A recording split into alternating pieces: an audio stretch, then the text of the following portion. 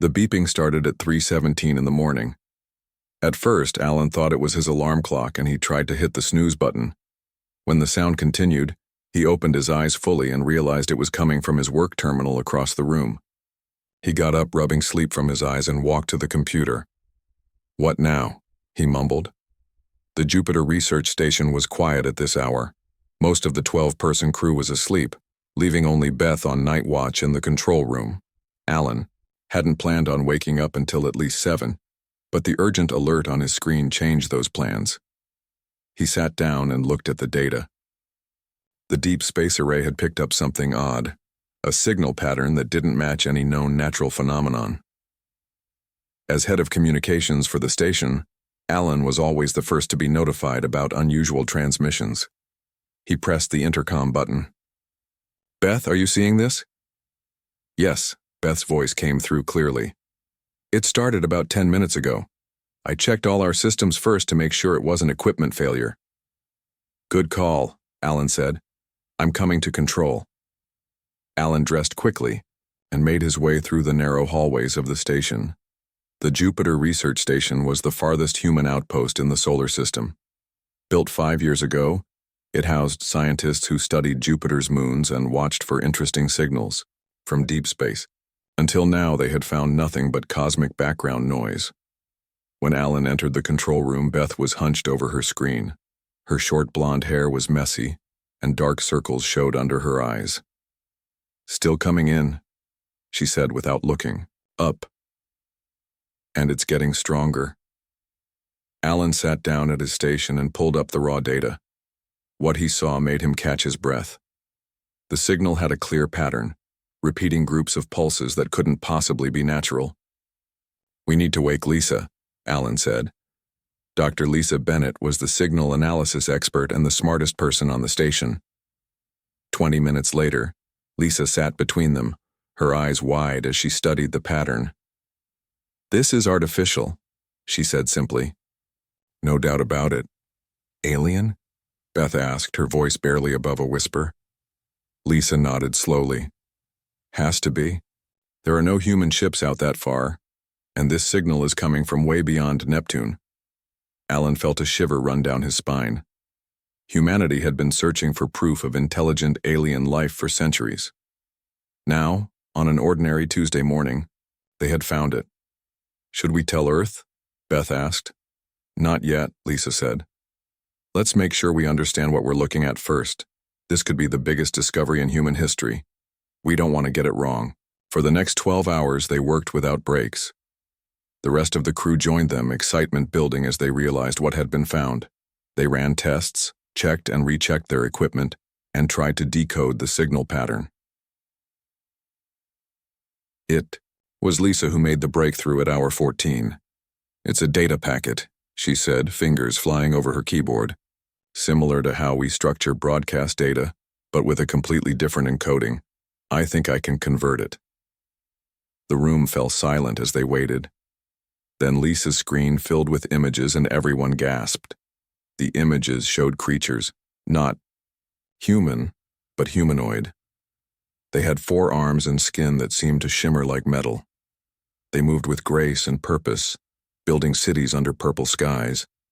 Then came scenes of another species arriving in massive black ships. What followed was destruction on a scale none of them had ever imagined. The recording showed the methodical annihilation of an entire civilization. Cities burned, people fled. The 4-armed beings fought back with advanced weapons, but they were overwhelmed. Their defenses crumbled one by one. "My God," someone whispered. The final images showed a small group of survivors sending out what must have been this very message, a warning broadcast into space as their final act. Then a star chart appeared, with a clear path marked from the destroyed world to another location. Alan zoomed in on the destination and felt his blood turn cold. "That's our solar system," he said. "Earth is marked." Lisa ran a quick calculation, based on the trajectory information embedded in the signal. "If these measurements are right, whatever did this is heading toward us. They'll reach Earth in about 11 months. The control room was completely silent. The excitement of first contact had been replaced by horror and fear. Captain Ryan Gray, the station commander, finally spoke. "Send everything to Earth now. Use the emergency protocols. Wake the president if you have to." Alan nodded and began the transmission. As he worked, he couldn't stop thinking about the images they had seen. An entire species, possibly billions of lives, wiped out by these attackers. And now Earth was next. The transmission to Earth would take 43 minutes to arrive, even at light speed. Alan wondered what would happen when government officials saw what they had seen. Would there be panic? Would they try to keep it secret? Could Earth prepare any meaningful defense in less than a year? "Should we evacuate the station?" Beth asked the captain. "Try to get back to Earth?" Captain Gray shook his head. "We're 6 months away by the fastest ship. Besides, where would we go? If these things can destroy an entire planet with technology, far beyond ours, nowhere in the solar system will be safe." In the following days, as they waited for Earth's response, the crew analyzed every frame of the alien broadcast. They learned that the four-armed beings called themselves the Lumina, and they named their attackers the Vex. The Lumina had been a peaceful species focused on art, science, and exploration. The Vex had arrived without warning or communication, and had begun their attack immediately. When Earth finally responded, it was with orders to continue analyzing the signal, and to search for any information that might help humanity prepare. The message also informed them that the governments of Earth had decided to release the information to the public immediately. "No point in hiding it," Captain Gray said after reading the orders. "Not when we have less than a year." That night, Alan couldn't sleep. He kept thinking about the Lumina and their final act, sending a warning to unknown civilizations that might never receive it. Because of their sacrifice, humanity at least had a chance to prepare. As he drifted off to sleep, Alan made a promise to those long-dead aliens. Their warning would not be in vain. Somehow humanity would find a way to survive.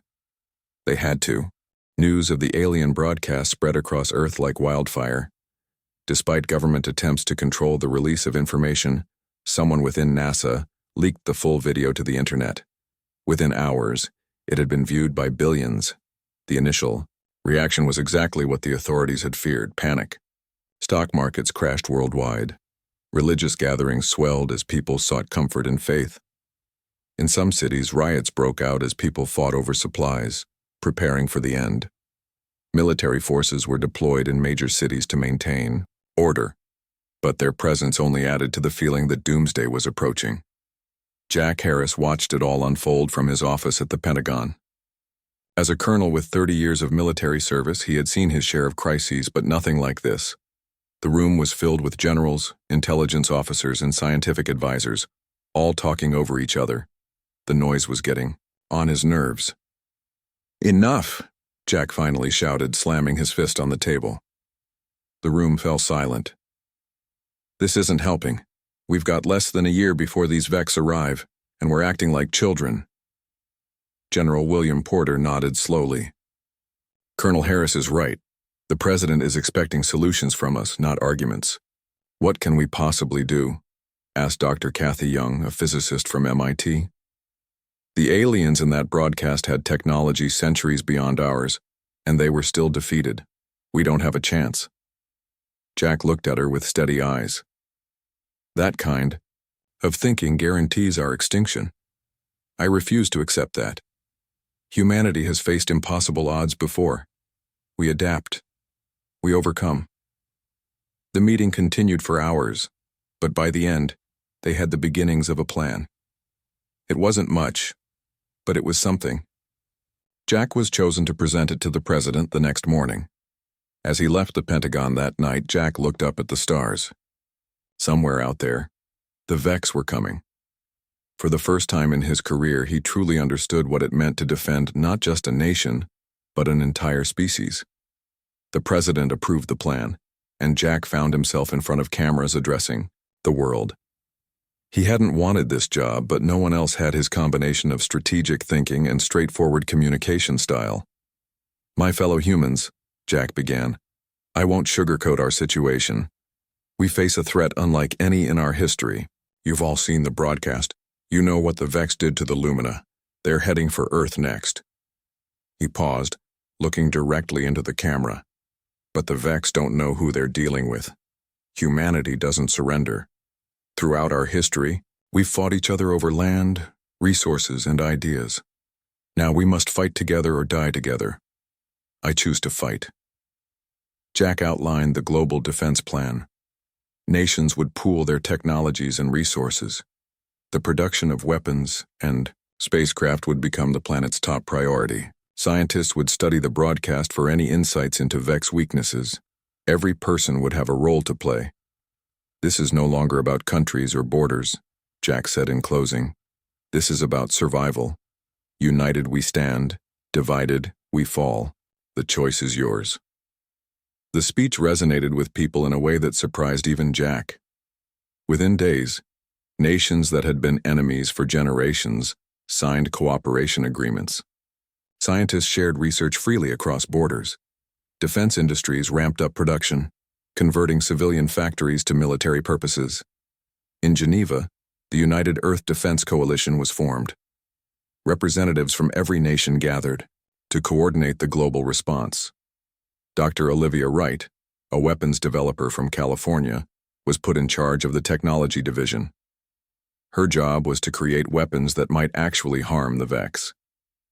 The broadcast gives us some advantages, Olivia told her international team during their first meeting. We can see Vex ships, their attack patterns, and some of their weapon systems. That's our starting point.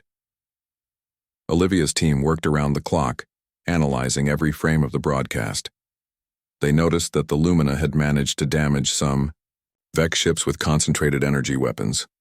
Earth didn't have anything that powerful yet, but maybe they could build something in time. Kevin Ross, an engineer from Denver, came up with a design for a new type of laser weapon that could theoretically match the power output seen in the broadcast. The problem was energy. Earth's power systems couldn't generate enough to make it work.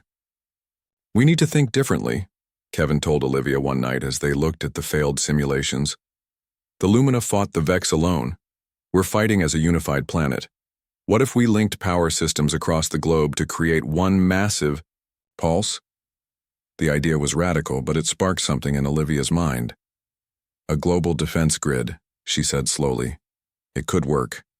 As the months passed, humanity transformed. Space agencies from different countries merged their programs. The International Space Station was expanded and militarized.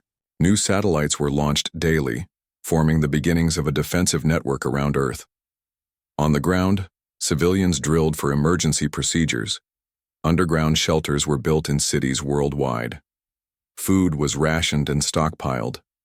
People, who had never imagined working together, now stood side by side, preparing for humanity's greatest test. Not everything went smoothly. There were still conflicts and disagreements. Some religious groups viewed the Vex as divine punishment and resisted the global efforts. Conspiracy theories spread about the broadcast being fake, a tool to force world government. Resources became strained as more and more went to the defense effort. Jack spent most of his time traveling between countries, smoothing conflicts and keeping the coalition focused. During a rare quiet moment at home, his wife Mary asked him if he really thought they had a chance. Honestly, Jack said, I don't know, but I do know this. If the Vex want Earth, they're going to pay a price they never expected. 6 months after the broadcast was received, the first prototype of the global defense system was tested. Olivia and Kevin held their breath as power flowed from 50 countries simultaneously into a single weapon in orbit. The beam that shot into space was visible even in daylight, a concentrated stream of energy more powerful than anything humans had created before. When it hit the test target, an old satellite positioned 1 million miles away, the satellite didn't just break apart, it vaporized. For the first time since the broadcast, a feeling of hope began to spread. Humanity might actually have a fighting chance. But time was running short. According to the calculations from Jupiter Research Station, the Vex would arrive in less than 5 months. And as impressive as the new defense system was, it was just one weapon against an armada that had destroyed an entire civilization. The race to build more defenses accelerated. Sleep became a luxury that few could afford. Jack, Olivia, Kevin, and countless others pushed themselves beyond exhaustion, driven by the knowledge that failure meant extinction. In his rare moments alone, Jack often thought about the Lumina, the aliens who had sent the warning. Their final act had been to try to save others even though they couldn't save themselves. He wondered if humanity would show the same courage when the time came. Humanity was about to find out. Day and night blended together as humanity prepared for war. The once empty space around Earth now bustled with activity.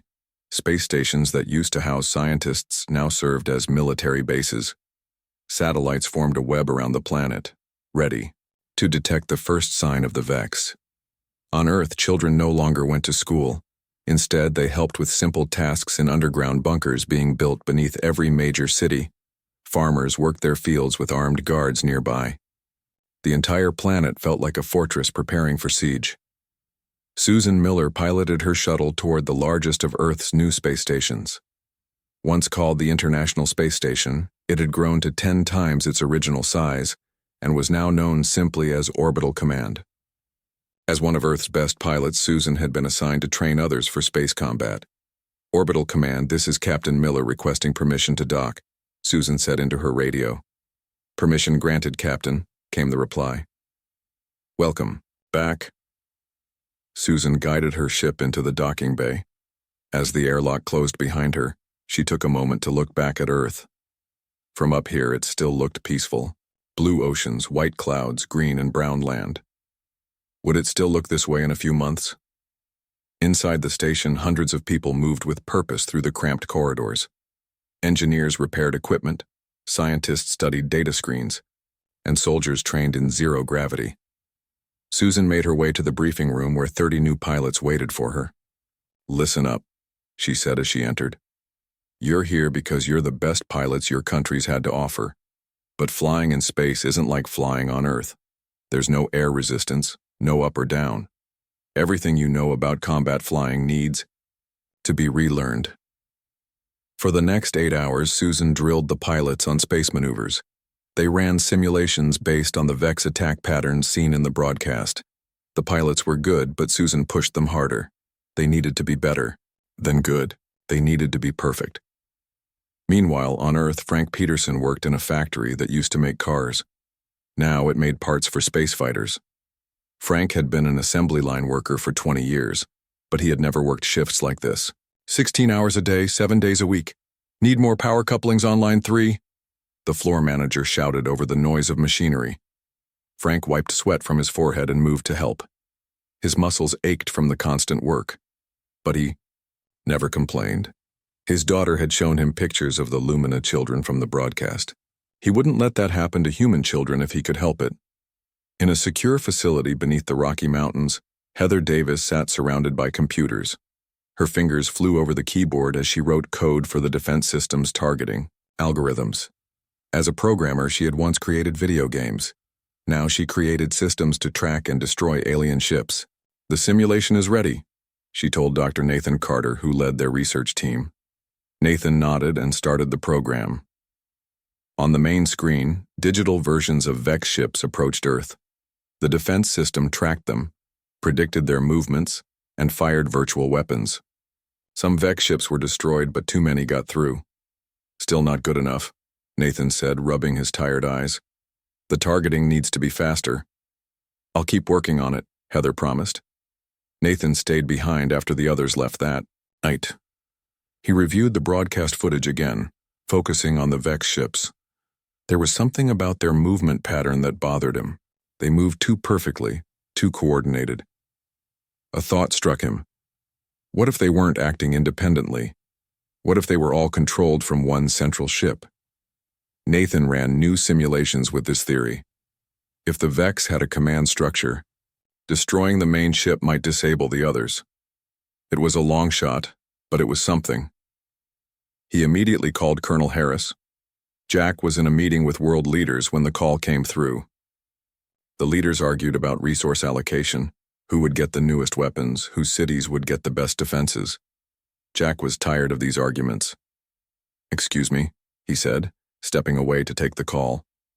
As Nathan explained his theory, Jack felt a spark of hope. If they could identify the command ship and focus their attack there, they might have a chance. Keep this quiet for now, Jack told Nathan. We'll need a special team for this mission. The next day, Jack met with Susan at Orbital Command. He needed the best pilot for what he had in mind, a strike force to target the Vex command ship. It would be a one-way mission, Jack admitted. Even with our best ships, getting out after the attack would be nearly impossible. Susan didn't hesitate. I'll do it, but I want to pick my own team. Back on Earth, Frank's factory received new orders. They would be building a special ship designed for a suicide mission. The workers weren't told details, but rumors spread. They called the ship Humanity's Hope and worked on it with extra care. Heather was assigned to program the navigation system for the special mission. She created algorithms that would help Susan's team identify the command ship based on Nathan's theories. Working day and night, she pushed herself to the limit. You need to rest, Nathan told her when he found her asleep at her keyboard. There's no time, Heather replied, forcing her eyes open. They're almost here.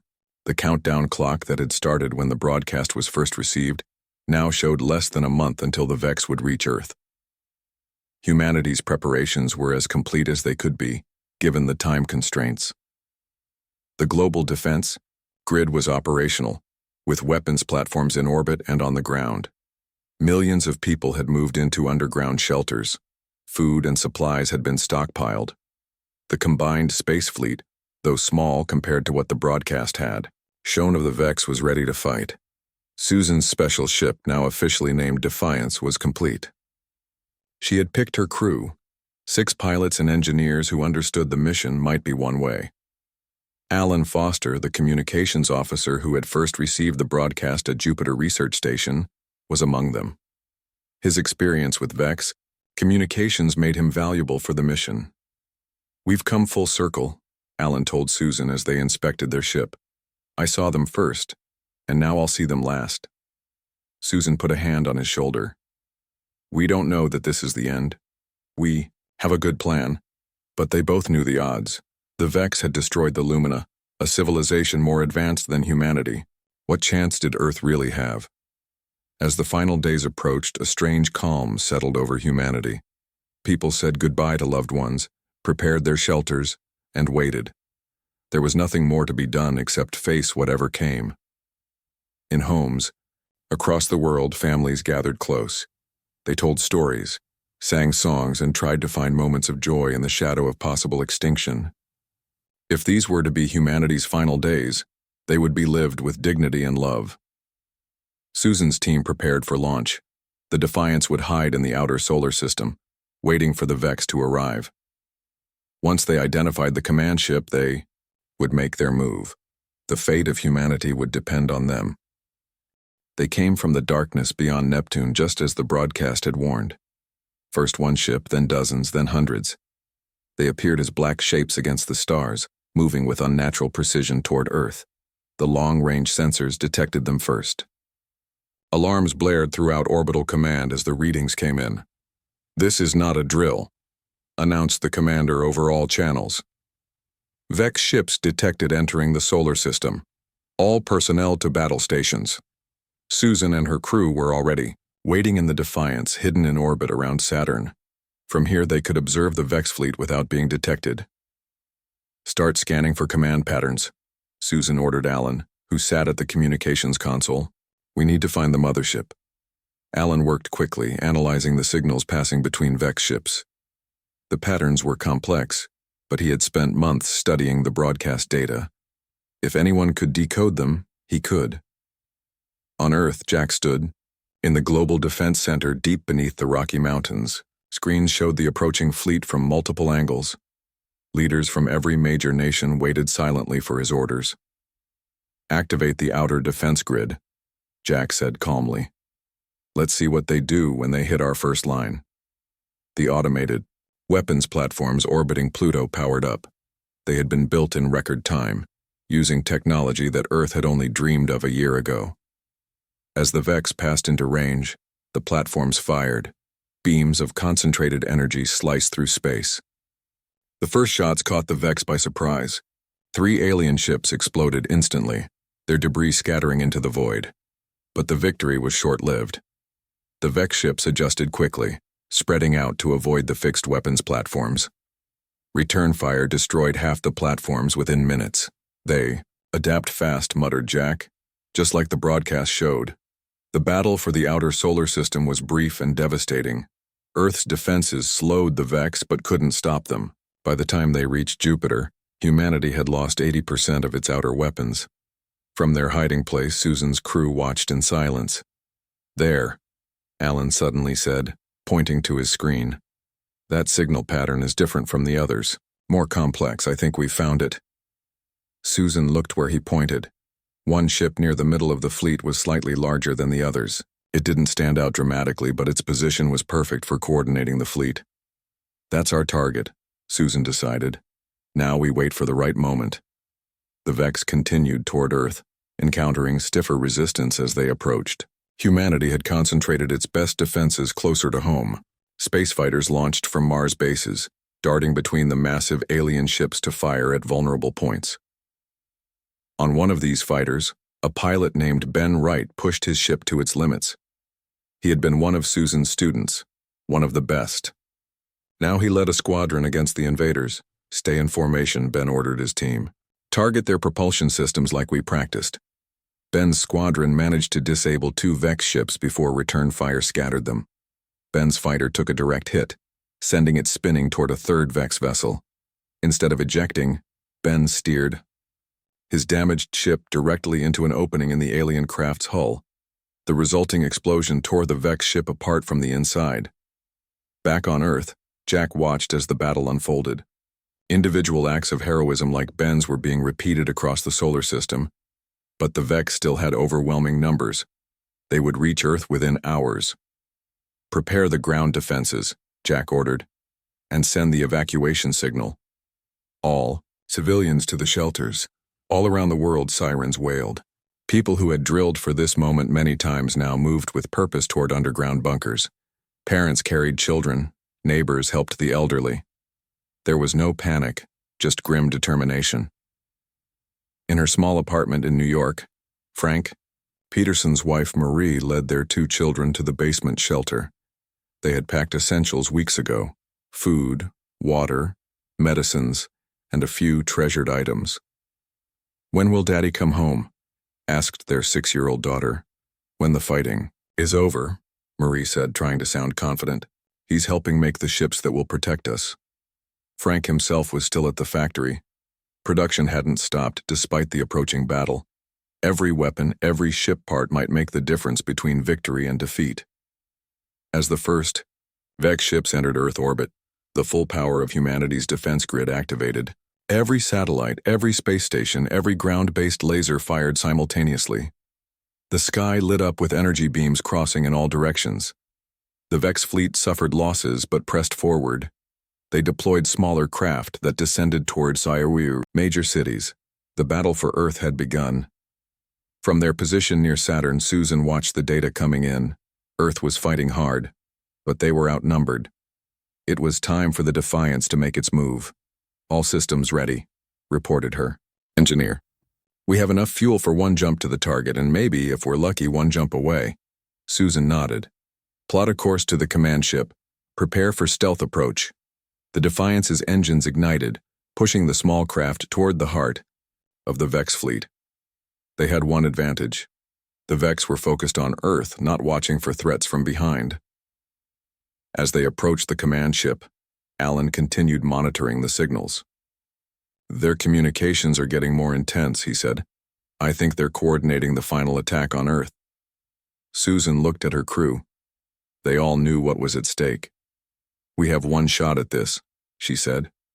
"The Defiance is equipped with our most powerful bomb. We need to get it inside that command ship." The plan was simple but dangerous. They would use the Defiance's advanced cloaking technology to approach undetected, then force their way into the command ship's docking bay. Once inside, they would detonate the bomb. As they neared the target, alarms sounded. "They've detected us," shouted the engineer. Susan reacted instantly. "Full speed. Forget stealth. We're going in hot." The Defiance accelerated toward the command ship as Vex weapons fired around them. Susan's piloting skills were pushed to their limits as she dodged energy beams and debris. A glancing hit rocked the ship, damaging one engine. They were losing speed, but the command ship was now directly ahead. "Brace for impact!" Susan shouted as she aimed the Defiance at the Vex ship's docking bay. The crash was deafening. Metal tore, systems failed, but the Defiance had reached its target. They were inside the Vex command ship. Susan checked her crew. 2 were injured but alive. Everyone had survived the crash. "Alan, set the bomb. Everyone else, prepare to defend our position. They'll be coming for us." Alan worked quickly to arm the bomb while the others took up defensive positions around the damaged Defiance. Strange sounds echoed through the alien ship as the Vex realized they had been boarded. "How long do we have?" Susan asked. 5 minutes until detonation," Alan replied. "But we should be gone before then." Susan looked at their damaged ship and the alien forces gathering outside. Getting out would be even harder than getting in. Strange creatures poured into the docking bay. They looked like the Vex from the broadcast. Tall beings with metallic skin and 4 glowing eyes. They carried weapons that hummed with energy. "Hold position," Susan ordered her crew. "Don't fire unless they get too close." Alan worked frantically on the bomb while checking his watch. 4 minutes left. The Defiance's hull provided some cover, but the crew couldn't stay there forever. Susan needed a plan. She studied the interior of the Vex ship, noticing a smaller craft docked nearby. It looked like a shuttle. "I think we can use that to escape," she said, pointing. "If we can reach it." The distance to the alien shuttle wasn't great, but it was across open space with no cover. The Vex were gathering in greater numbers, clearly preparing for an attack. 3 minutes, Alan reported. Susan made her decision. "Here's the plan. We move as a group to that shuttle. Stay tight. Protect the injured. I'll take point. Alan covers the rear." Her crew nodded. They trusted her with their lives. "Go," Susan shouted. They burst from behind the Defiance, firing their weapons at the surprised Vex. The alien creatures fell back momentarily, then began returning fire. Energy beams sizzled past them as they ran. One crew member fell, hit in the leg. Susan doubled back, helping him to his feet. "Keep moving." The Vex fire intensified. Another crew member was hit, this time fatally. There was no time to mourn. They had to keep going. 2 minutes, Alan called out. They reached the alien shuttle. The controls were strange, but Susan had studied the Vex technology from the broadcast. She had a basic understanding of their systems. "Get in," she ordered. "Alan, can you figure out how to seal the door?" Alan examined the panel next to the entrance. "I think so." The remaining crew piled into the shuttle. Alan worked on the door controls while Susan tried to start the engines. Outside, more Vex soldiers approached. "The door's sealed," Alan announced. "But I don't know how long it will hold." Susan's hands moved over the unfamiliar controls. The shuttle hummed to life. Displays lit up with alien symbols she couldn't read, but the basic flight controls were similar enough to what she knew. 1 minute, Alan said quietly. The shuttle lifted off just as the Vex began cutting through the door. Susan pushed the engines to full power, aiming for the docking bay exit. They needed to get clear of the command ship before the bomb detonated. The shuttle shot out of the docking bay into open space.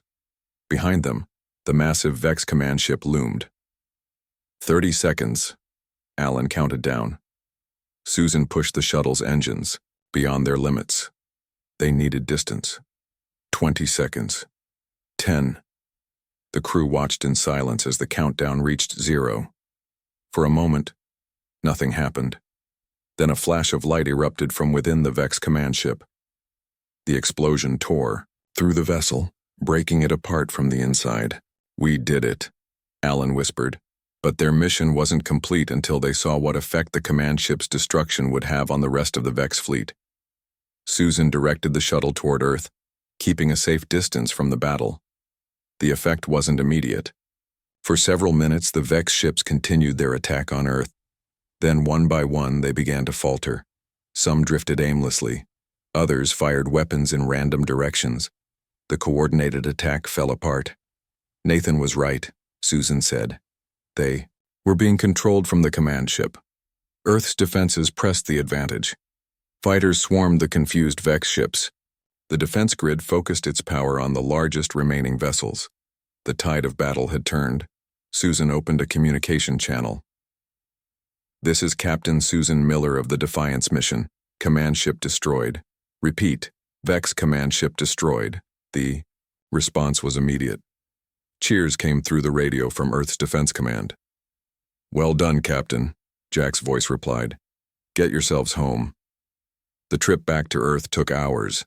Susan's crew watched as humanity's forces cleaned up the remaining Vex ships.